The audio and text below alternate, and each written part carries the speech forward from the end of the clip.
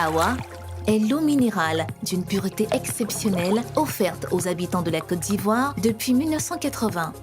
C'était tout ce que je savais faire, gagner des âmes pour le Seigneur. Et je les ai formés 3 mois, je les ai formés pas 1 mois, et on a commencé à évangéliser. Je bénis Dieu parce que ces sœurs-là, là où elles étaient avant, elles allaient à l'église Réveil.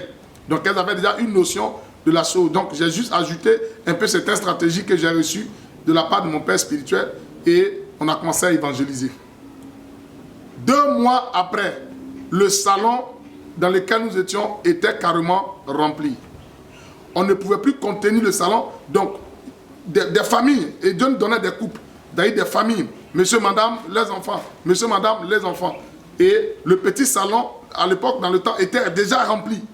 Donc on mettait même des gens dans le petit salon et le petit couloir qui fait face aux douches et aux cuisines.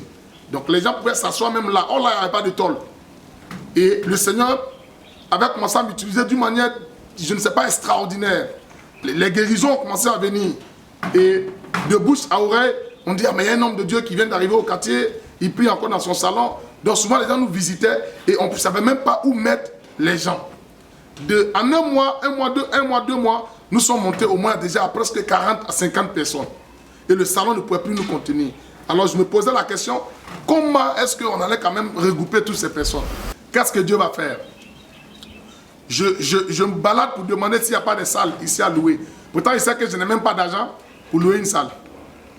Et je me balade et je demande partout. On me dit ici, c'est un quartier mais qui n'est pas développé. C'est des sous-hommes qui vivent ici. Donc vraiment c'est compliqué, il n'y a pas de salle à louer. Et c'est comme ça que mon épouse me dit, mais chérie, il y a une école primaire qui est là. Va voir l'école primaire s'ils peuvent t'aider. S'ils peuvent nous aider. Va, explique-leur comme. Vraiment, je la salue au passage. Chérie, merci beaucoup pour les conseils. Et je suis allé le même jour voir le directeur de l'école. L'école, la vocation. Tous ceux qui sont au kilomètre 17. Vous savez, quand on parle de l'école, la vocation, l'une des plus vieilles écoles ici dans cette zone. Voilà. Je vais voir le directeur en son temps et le directeur me dit, c'est une école. On ne peut pas faire une église dans une école. Et à ce moment-là, c'était difficile d'accepter qu'une église soit dans une école. Bon, c'est une école privée. Et le monsieur me dit, bon, ok, si tu veux prendre une salle pour prier, tu vas payer combien? Je lui dis en même temps, je dis, doyen, je n'ai même pas un rond. Il faut m'aider parce que c'est l'œuvre de Dieu que je veux faire. Aide-moi, tu es chrétien? Il dit, oui, les chrétiens des églises assemblées de Dieu. Je dis, bon, alors, comme tu es chrétien, ça tombe bien. Je ne peux pas payer 5 francs parce que je n'en ai même pas, je n'ai pas d'argent.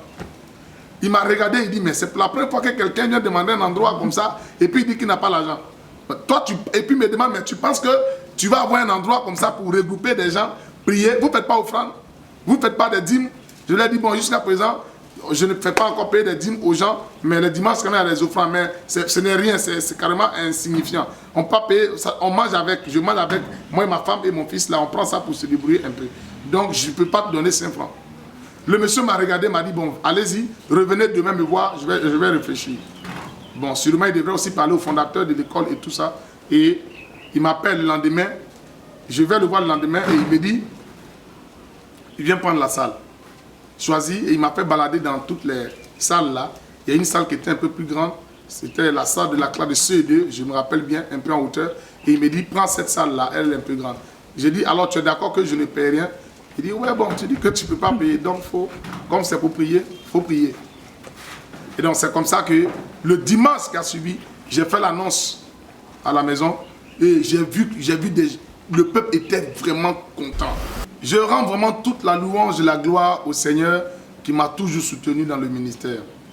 Vraiment, Seigneur, merci beaucoup pour tout ce que tu fais pour moi. Je ne voulais vraiment pas te servir, mais après, j'ai trouvé bon que te servir est la meilleure des choses qui peut arriver à un homme. Surtout quand toi, Seigneur, tu l'appelles.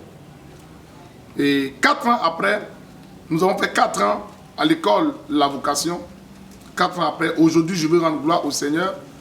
Nous avons pu avoir un endroit miraculeusement encore dans un village hébraïque.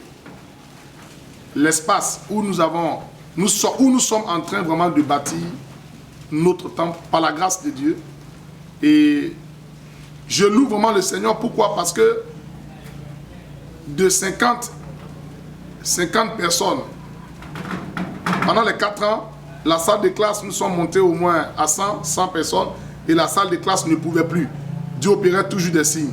Lorsque nous sommes déplacés et que nous avons pu faire un préau, nous avons fait un préau et tous ceux qui passent nous regardaient parce que c'était, je peux appeler l'endroit où nous sommes comme un dépotoir. Les gens venaient déféquer là, c'était une petite forêt d'une manière et par la grâce de Dieu aujourd'hui, c'est sur ce terrain que nous sommes situés. C'est sur ce terrain qu'est située l'église de la mission évangélique fidèle serviteur de Christ, kilomètre 17. Et de 100 personnes, aujourd'hui, par la grâce de Dieu, nous avons grandi, nous sommes montés. L'année passée, nous avons commencé même les 2 cultes. On faisait un culte le matin et on faisait un culte le soir. Bon. Après, avec le temps, le Seigneur m'a demandé de faire un culte d'ensemble. Donc nous pouvons faire le culte aujourd'hui avec 230 personnes par la grâce du Seigneur. Et nous sommes restés toujours dans notre même manière de faire. C'est vrai que la vision est progressive, mais nous sommes restés dans notre même manière de faire. À la mission évangélique fidèle serviteur, il y a la prédication, il y a l'enseignement. Les prédications, c'est tous les dimanches. Les dimanches, je ne fais pas d'enseignement. Je fais la prédication parce que j'exerce le ministère, parce que lorsque je fais l'enseignement, je n'exerce pas de ministère. Donc je fais la prédication, je finis, j'exerce le ministère. Le Seigneur, par sa grâce, m'a donné un ministère de guérison. J'exerce le ministère de guérison ici. Vraiment, si on arrive un jour sur les témoignages, on va rendre les témoignages des femmes qui ont eu le cancer de sein, qui ont été guéries ici, miraculeusement. Beaucoup de témoignages. Et tous les mardis, c'est les mardis de 19h à 21h que nous faisons nos moments d'enseignement. Là, nous prenons vraiment le temps pour expliquer la profondeur des Écritures. Je bénis vraiment le Seigneur, tous ceux qui viennent participer à ces enseignements-là. Nous avons des frères qui viennent même des églises à côté, c'est-à-dire des églises Réveil, même des frères des églises Assemblées de Dieu, qui viennent nous visiter, et d'autres églises, des églises Foursquare par exemple, qui nous visitent et qui trouvent vraiment que nous sommes en train de faire un bon travail. Les vendredis sont les jours de miracles, sont les jours de guérison, sont les jours de restauration. Tous les vendredis, nous avons un programme spécial ici qu'on appelle temps de restauration et c'est vraiment extraordinaire. Je ne sais pas, souvent je me pose la question comment ces choses-là arrivent vraiment à se faire. Mais je bénis vraiment le nom du Seigneur parce que c'est lui qui fait tout ça. Les gens viennent de la ville, les gens viennent de Songon, les gens viennent de Dabou pour expérimenter et pour vivre vraiment des temps forts. C'est des moments de délivrance, c'est des moments de guérison, c'est des moments de restauration. Je voulais même vraiment demander à Opal TV, cette télévision merveilleuse qui nous aide dans le ministère, à venir même filmer un vendredi les temps de proclamation, des temps de guérison, pour aussi montrer quelques vidéos. Parce que souvent, lorsque tu dis de telles choses, bon, les gens, ils ne voient rien. Le Dieu que nous adorons vraiment est un Dieu de miracles. Le Seigneur fait des choses extraordinaires. Tout dépend de l'appel et de la conviction que tu as à l'intérieur de toi. Lorsque tu ne regardes pas comment c'est les autres hommes de Dieu, que tu regardes à ce que Dieu t'a dit, tu avances et le Seigneur bénit vraiment ceux pour lesquels il t'a appelé. Les dimanches, ce sont nos moments de culte, nos cultes d'adoration. J'aime beaucoup la louange à l'Éternel. Nous pouvons passer un bon moment de louange. J'aimerais vous dire quelque chose. Dans la louange, il y a tellement de choses qui se passent. Dans mon ministère, j'ai vu quelqu'un qui avait l'hernie gros comme ça, gros. Je vous dis la vérité. À la louange, l'hernie est partie. Quand il a dansé, sauté, l'esprit l'a saisi. Il se lève, il sent comme s'il veut aller uriner. Quand il va, ce n'est pas l'urine. Il urine et puis en même temps, les glaises sont sorties. Il a été guéri complètement de l'hernie. L'hernie qui était là-dedans, tous les gens regardaient, a disparu. Dieu l'a fait grâce. Je veux bénir vraiment le nom du Seigneur. Donc, nous passons un bon moment de louange. Nous louons vraiment le Seigneur. Moi-même, j'aime la louange. Et nous louons un bon moment de louange, un bon moment d'adoration. Et nous passons immédiatement à la prédication. Et nous prêchons et nous rendons vraiment culte et nous faisons le ministère. Merci au Seigneur pour toujours, parce que les âmes continuent à venir. Tous les dimanches que Dieu fait, nous sommes visités par de nouvelles personnes. Je me pose la question, comment ça se fait? Parce qu'il y a des moments où on ne parle pas d'évangélisation, mais tous les dimanches que Dieu fait, nous avons de nouvelles personnes, 5, 6, des moments 7, 10, des gens qui viennent. Et la plupart des gens qui viennent, ils disent, ah, le Seigneur m'a dit de venir. Le Seigneur m'a dit de venir. Bon, je vais rendre vraiment gloire au Seigneur. Voilà pour les dimanches. Le Seigneur maintenant a commencé par sa grâce à me faire connaître par d'autres serviteurs de Dieu. Vraiment, je me pose toujours la question comment le Seigneur vraiment a pu faire ces choses. J'ai été invité, je suis allé au Ghana, j'ai fait une semaine et je suis revenu, c'était ma toute première sortie internationale. Quand je suis revenu, c'était comme si les choses venaient vraiment de... C'était comme si je commençais vraiment les choses. Alors, les hommes de Dieu ont commencé aussi à me solliciter. Beaucoup d'hommes de Dieu, beaucoup d'hommes de Dieu. J'aimerais vous dire quelque chose, même, je ne sais pas si vous allez croire. On m'invitait même prêcher à l'église catholique. Je vous dis la vérité. J'ai prêché dans certaines églises catholiques, ici à Abidjan, où il y a eu vraiment des miracles et des guérisons. Plein de choses que je ne peux pas vraiment... Le temps n'est pas trop large pour tout exprimer. Et le Seigneur s'est encore continuellement glorifié. J'ai été invité à Daoukro, j'ai été invité à Mbato, j'ai été invité à Dembokro, j'ai été invité à Zopé, à Azagué, je suis sorti sur Jacquesville. Et après, au fur et à mesure que je recevais des invitations, le Seigneur me mettait maintenant à cœur d'organiser moi-même des croisades, des programmes. Ce n'était pas facile. Lorsqu'on doit organiser comme ça une croisade, il nous faut au moins 300, sinon 500 000 francs.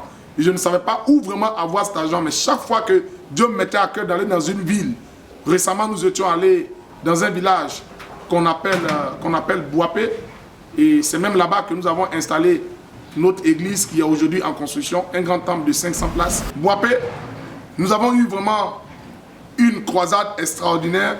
Je me rappelle où j'avais fait partie vraiment tous les membres de l'église. Nous avons fait 2 jours de croisade dans ce village. Et de là, presque tout le village était sorti. C'était ma toute première fois de prier pour un chef de village qui me disait vraiment, les gens viennent prier ici, mais aujourd'hui je ne sais pas, j'ai voulu aussi venir prier. Et c'est de là que je lui ai dit, ah, s'il a vraiment aimé, je veux vraiment avoir une église ici. Et il m'a donné son OK avec sa bénédiction, lui et sa notabilité. Je suis revenu à Abidjan, je suis reparti. Et j'ai commencé l'œuvre là-bas avec l'un de mes fils. On a commencé l'œuvre froidement dans une cour. Et après, nous avons aussi pris un petit terrain. Aujourd'hui, nous avons acheté 2 lots pour l'église. Et nous sommes en train de construire vraiment le temple d'Azopé. Et donc, nous avons des fidèles qui quittent dans d'autres villages pour y aller. Et moi-même, je vais là-bas 2 fois chaque 2 ou 3 mois. Parce que je n'ai pas assez de temps. Le pasteur Parfait Bléa, qui dirige aujourd'hui l'église là-bas, est un pasteur formidable qui apporte vraiment un plus à l'église. Au passage, pasteur, que Dieu te bénisse. Je t'ai toujours dit que ce n'est pas pour moi que tu travailles, c'est pour le Seigneur que tu travailles. Et je sais que ce que Dieu a pour toi, il va le faire. Demain bénis toi et ton épouse. Je vous aime, je vous aime. Et nous avons continué le ministère. Nous sommes allés dans d'autres villages, dans plusieurs villages où il y a eu des miracles, où il y a eu des guérisons extraordinaires. Récemment, un fils docteur a décidé qu'on fasse un programme dans son village et nous sommes partis. Et là-bas, le miracle que Dieu a opéré, c'était un enfant qui avait 3 ans, qui ne marchait pas. Vous voyez, les enfants, d'une manière, avec le pied, 3 ans, il est né, il ne marche pas. Donc, il était une charge même pour sa famille. Et ses parents sont venus avec lui au programme. Je ne sais pas qui leur a dit que Dieu allait guérir l'enfant, mais ils ont soulevé l'enfant pour venir. Doux, absorbant, résistant, exigez toujours Lotus le vrai.